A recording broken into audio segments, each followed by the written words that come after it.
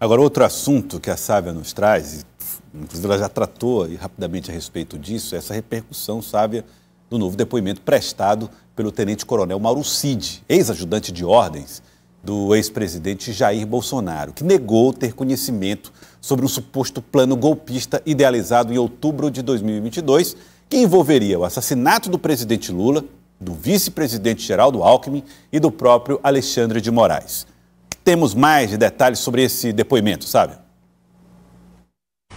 Joelson, ontem o ex-ajudante de ordens do ex-presidente Jair Bolsonaro, Mauro Cid, ele prestou um depoimento de 3 horas à Polícia Federal aqui em Brasília. Ele chegou sem falar com a imprensa, saiu sem falar com a imprensa também, como era esperado. Nos outros depoimentos ele também fez isso, mas esse depoimento chegou à imprensa porque a Polícia Federal, ela enviou um relatório ao ministro Alexandre de Moraes do Supremo Tribunal Federal, dizendo que há muitas inconsistências e incoerências nas versões que foram dadas por Mauro Cid ao longo do tempo. Ele que foi preso ainda naquele inquérito sobre fraude nos cartões de vacinação de Bolsonaro e familiares, e depois foi enredado aí numa série de outras investigações sobre o caso das joias árabes, e o principal deles é de fato esse inquérito sobre um golpe de Estado. Ele disse que não sabia de nada desse plano, desse suposto plano para assassinar o presidente Lula, o vice-presidente Geraldo Alckmin e o ministro Alexandre de Moraes, para impedir a posse de Lula e Alckmin em janeiro de 2023, para que o ex-presidente Jair Bolsonaro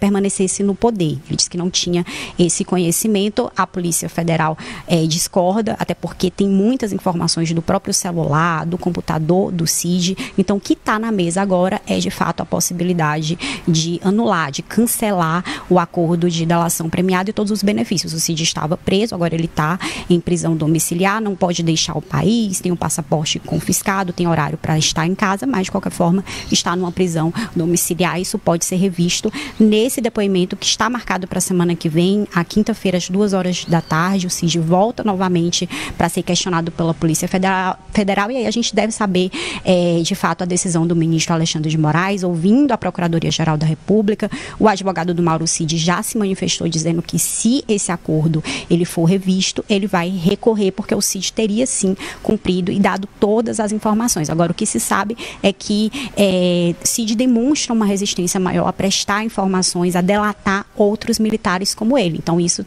seria aí um dos problemas verificados pela Polícia Federal, mas ele vai ter mais uma semana aí para pensar e ajustar esse próximo depoimento à PF.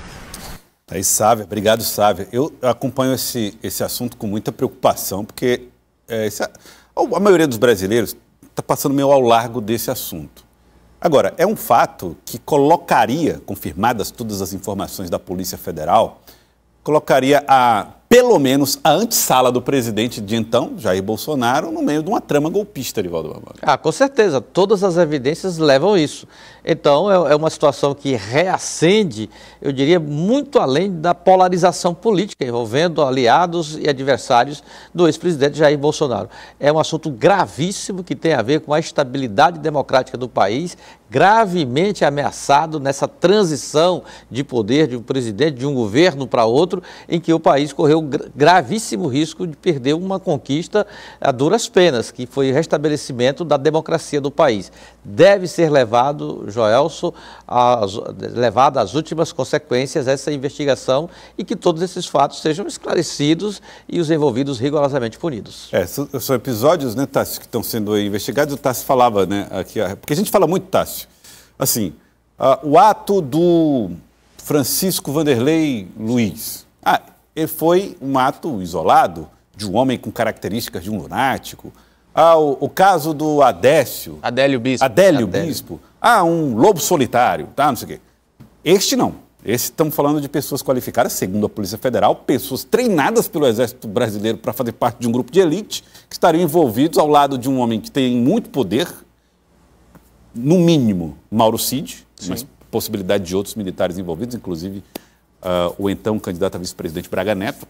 São possibilidades analisadas pela Polícia Federal. Isso faz deste um episódio completamente distinto dos que vimos. Totalmente, Gelson. Foram pessoas que o Brasil investiu para prepará-las para nos defender. Né? O Exército, a Polícia Federal, as informações começam a surgir, o policial federal envolvido até mesmo acessou informações sigilosas dentro do próprio sistema da Polícia Federal, o que é gravíssimo. Essas informações, pelo que a gente acompanha, caíram como uma bomba dentro do comando do Exército, que vê a instituição tão importante para o país ser atingida por causa de todo esse envolvimento.